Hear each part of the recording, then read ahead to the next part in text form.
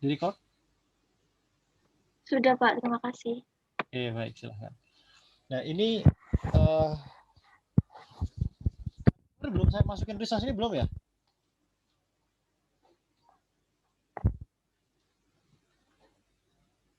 Sudah sampai nginput ke sini belum? Sudah ada isinya belum resource view-nya?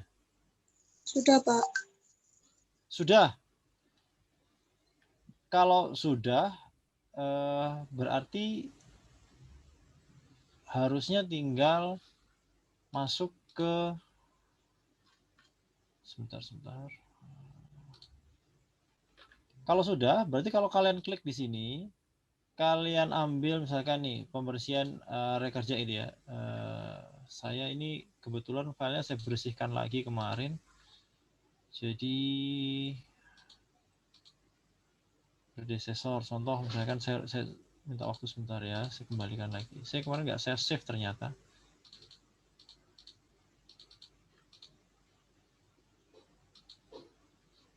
Contoh misalkan pembersihan area kerja nggak ada predecessor, bongkar karpusan bata, minta predecessornya adalah pekerjaan pembersihan area kerja, kemudian galian tanah, kita ambil kegiatan di atasnya aja, bongkar karpusan bata, kemudian kira-kira kan kemarin kita begini ya, pembuangan tanah dan puing. Pembuangan tanah dan puing. Kita minta pekerjaannya predecessornya nomor 7, kemudian yang bongkar lantai.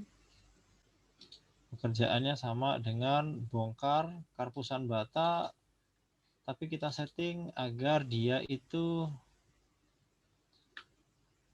predecessornya hubungannya adalah start to start, karena mulai barang. Jadi ini variasinya kemarin kan kira-kira gitu ya. Nah, kalau sudah, contoh sekarang kita masuk ke pembersihan area kerja. Kalau kita sudah masukkan resource di resource tadi, itu kita akan bisa klik di resource-nya, di kolom resource name, kemudian kita klik panah ke bawah, panah drop down-nya itu akan muncul resource yang sudah kita masukin apa saja. Kemudian kita bisa klik satu-satu untuk kegiatan ini, pekerjaan ini, resource yang kita gunakan apa saja, itu bisa kita klik satu-satu sesuai dengan resource yang sudah kita masukin. Contoh misalkan pembersihan area kerja itu kita perlu, misalnya kita perlu mandor, kemudian kita perlu tukang batu, kita perlu apa lagi? Misalkan kita perlu pekerja. Nah, oke ya. Kalau sudah, dia akan muncul. Nah, ini adalah cara yang pertama untuk menempatkan resource yang kita punya terhadap pekerjaan-pekerjaan yang ada di task name. Cara yang kedua bisa juga dengan masuk ke resource, kemudian kita klik assign resource.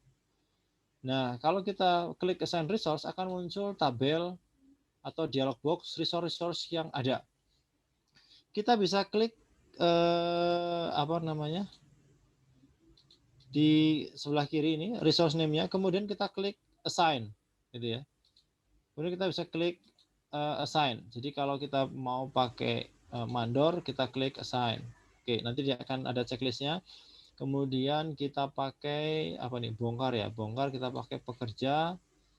Kita klik assign. Kemudian kita pakai tukang batu. Kita klik assign. Ini juga akan sama. Bahkan dia akan memunculkan keterangan unitnya ada berapa dan cost-nya ada berapa. Ini juga bisa dilihat nih, kebutuhannya ada berapa unit.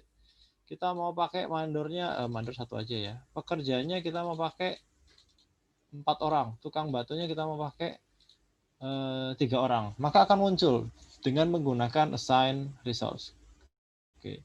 Kalau gitu sudah kemudian kita klik. Nah, dia akan muncul di samping ini. Akan muncul di di samping kebutuhannya apa. Kalau yang di atas kelihatannya mandor, pekerja, tukang batunya, tapi yang di atas juga bisa kita assign resource, dia akan muncul, cuman kita belum setting tadi unitnya berapa yang kita butuhkan. Nah, itu ya, ini cara kita untuk menempatkan resource di masing-masing pekerjaan. Nah, di view kemudian resource tadi ini ada tanda yang merah nih. Ada tanda yang merah karena di bagian max ini, maksimum unit yang kita punya, kapasitas yang kita punya, kita belum setting nih. Tadi ada pekerjanya dipakai berapa orang? 3 orang atau 4 orang tadi. Nah, sementara kita belum setting nih. Kita punya berapa pekerja sih? Kalau katakanlah kita punya misalkan kelamaan. Kita pakai 10 pekerja gitu ya. Kita pakai 10 pekerja. Tukang batunya kita punya 5 gitu. Tukang besinya kita punya 2. Kita bisa atur. Ini adalah kapasitas resource yang kita punya.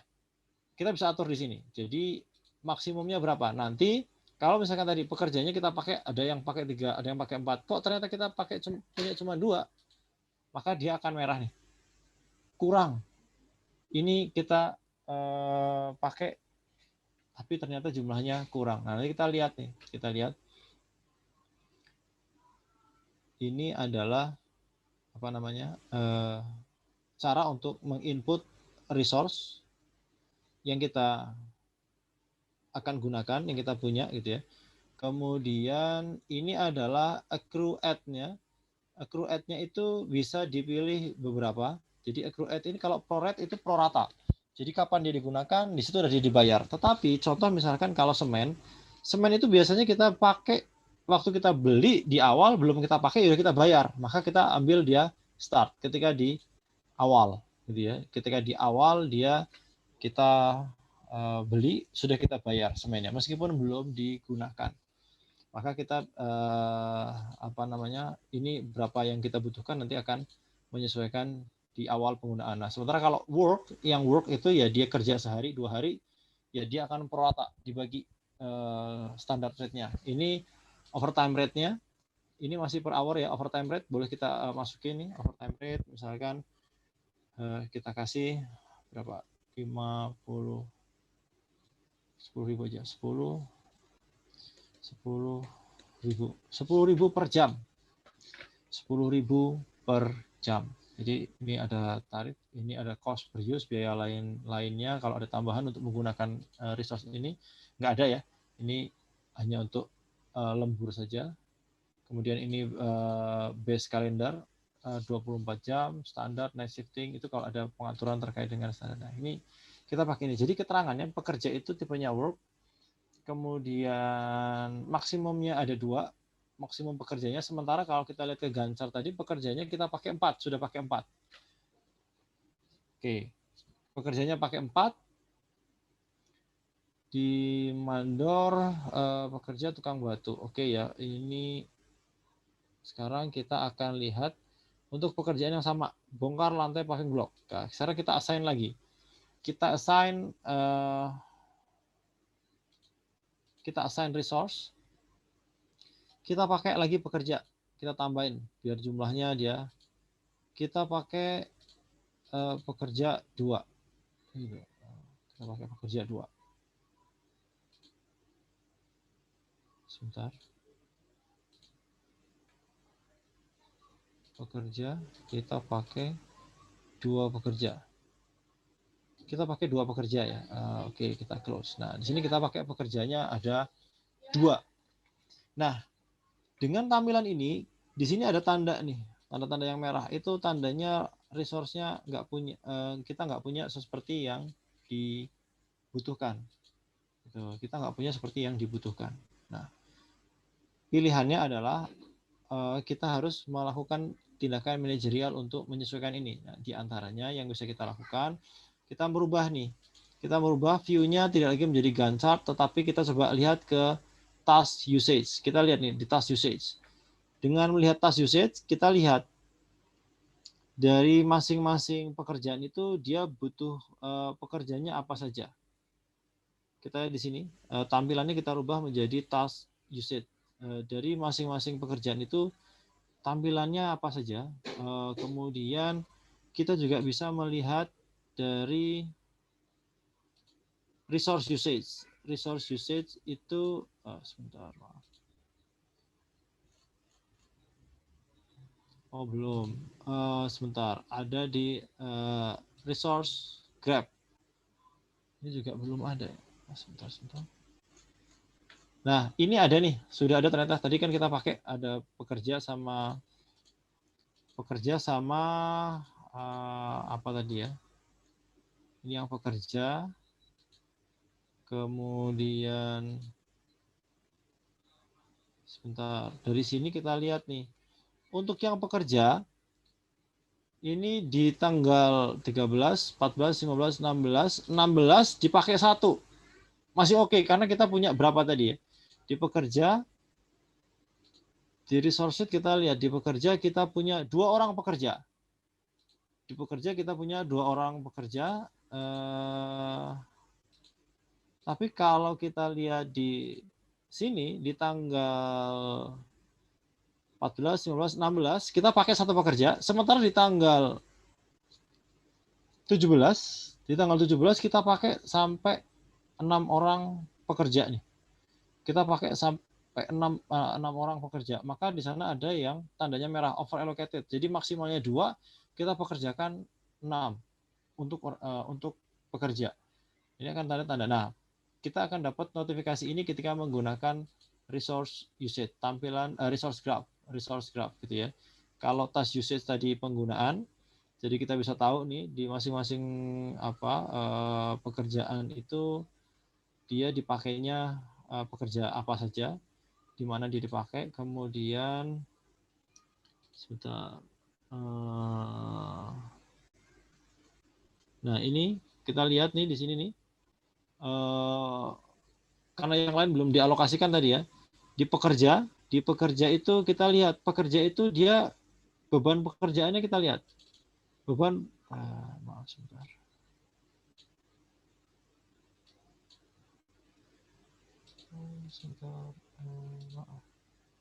Oke. Ini pekerjaan-pekerjaan yang belum di-assign. Nah, ini pekerja itu ternyata dia beban kerja 56. Di pembersihan area kerja, lapangan kerja, bongkar karpusan 32 jam. Kemudian bongkar lantai. Nah, sementara kita tahu misalkan di sini settingannya satu hari atau satu pekerja itu dia bekerja misalkan berapa jam nih? 8 jam ya. Kalau satu hari itu 8 jam. Berarti ini 2 jam. 2 pekerja. Berarti ini kita membutuhkan 2 pekerja di 2 kali dihitung. Untuk bongkar lantai paving block berarti kita perlu 2. Kemudian di bongkar karpusan bata perlu 8. Maka kita tahu nih di pekerjaan ini pekerja itu digunakannya berapa banyak. Nah, kita tahu nih tandanya udah merah. Berarti pekerjaan ini dia over allocated untuk pekerjanya. Tenaga kerja, SDM, resource, pekerja itu dia over allocated. Maka pilihannya adalah karena dia over allocated, pilihannya adalah apakah kita menambah jumlah pekerja, menambah resource-nya, otomatis kita mengeluarkan biaya untuk menambah resource-nya sehingga memenuhi kebutuhan kita, atau kita melakukan penyesuaian jadwal. Jadi kita bisa melihat tadi di Gantt chart itu kita melihat ternyata kalau tanggal berapa tadi yang 17 ya, tanggal 17 itu di bongkar karpusan bata dia menggunakan 4 pekerja, sementara untuk dibongkar lantai dia menggunakan 2 pekerja. Kita tahu berarti di tanggal 17 itu menggunakan 6 pekerja, sementara kita punya 2. Nah, kita tinggal cari nih bagaimana caranya. Apakah durasi di bongkar karpusan bata ini menjadi 2 hari sehingga 2 pekerja, kemudian yang dibongkar lantai itu digeser waktunya. Dengan demikian yang berubah adalah jadwal pekerjaannya tapi bukan jumlah kapasitas resource-nya kita tambah. Nah, kira-kira gitu. Jadi dari tampilan itu kita bisa melihat bahwa resource yang kita gunakan itu apakah sudah sesuai dengan kebutuhan atau ada yang kelebihan, atau justru kita over allocated, yaitu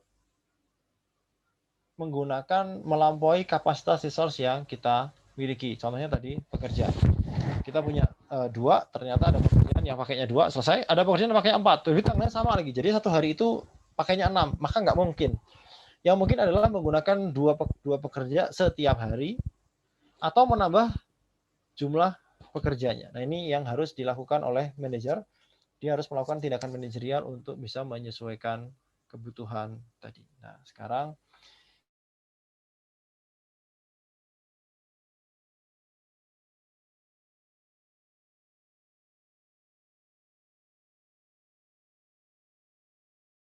kemudian apa namanya, melengkapi resource sheet dengan jumlah resource yang dimiliki, termasuk keterangan-keterangan yang lain gitu ya. Contohnya misalkan maksimalnya berapa sih yang kita punya.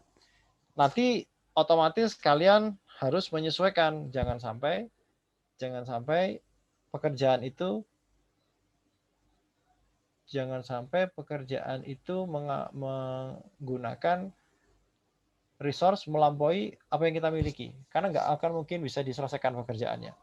Yang mungkin adalah menambah jumlah tenaga kerjanya, resource-nya, otomatis akan menambah biayanya, atau melakukan penjadwalan ulang, otomatis jadwalnya akan bergeser. Kalau kalian bisa mengelola keterkaitan antara pekerjaan itu dengan resource yang ada, maka kalian akan bisa menjaga durasi proyeknya, gitu ya.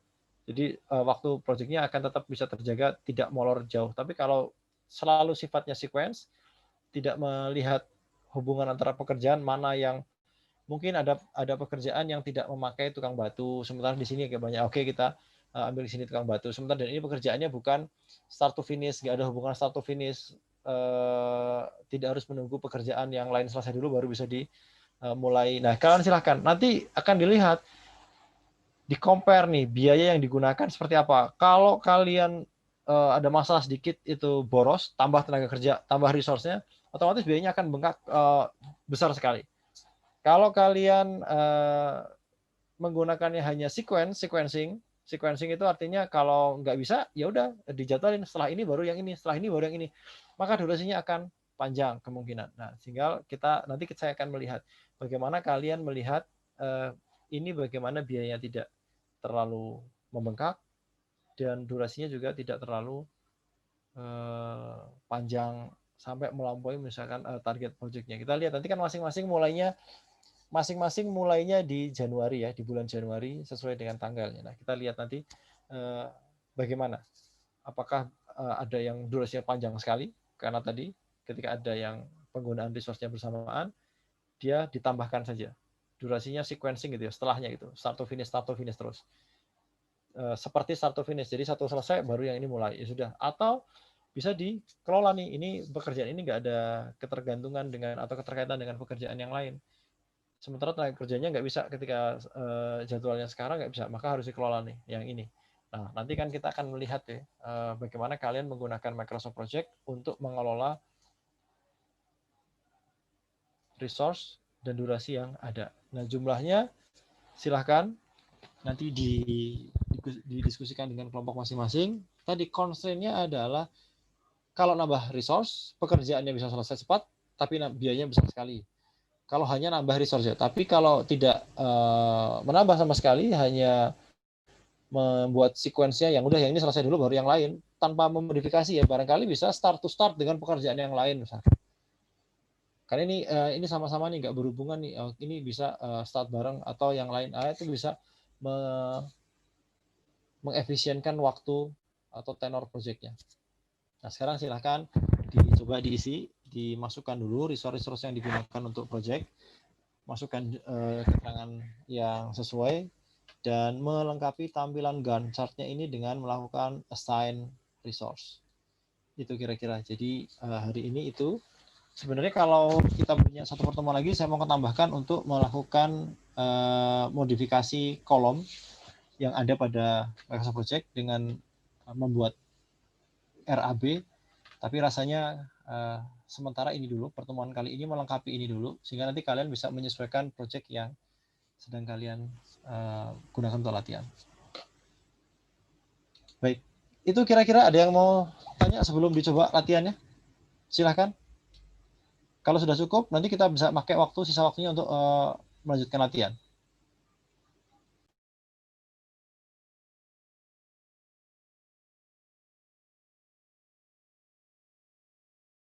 Sudah cukup jelas ya. Nanti bisa diulang lagi kalau ini kan di record nih, videonya bisa dilihat lagi. Ditaruh aja di drive atau di cloud gitu. Nanti kalian bisa lihat lagi dan kalian bisa mulai melanjutkan latihannya. Gitu ya kira-kira. Devtiana nanti di share ya dengan teman-temannya hasil rekamannya. Baik, Pak. Baik, terima kasih. Baik, terima kasih kalau begitu. Silahkan dilanjutkan latihannya dan kita nanti diskusinya kembali ke Telegram. Kalau ada yang ingin ditanyakan, kita bisa lanjutkan dengan Telegram.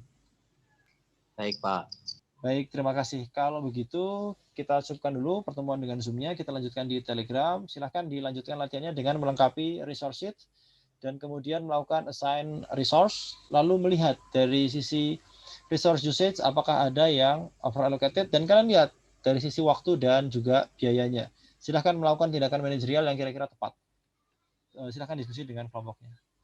Baik, terima kasih. Saya akhiri sesi Zoom kita kali ini. Terima kasih atas perhatiannya. Mohon maaf kalau kesalahan. Kita kembali ke Telegram. Wassalamualaikum warahmatullahi wabarakatuh. Waalaikumsalam warahmatullahi wabarakatuh. Waalaikumsalam warahmatullahi wabarakatuh. Terima kasih, Pak. Terima kasih, Pak. Sama-sama.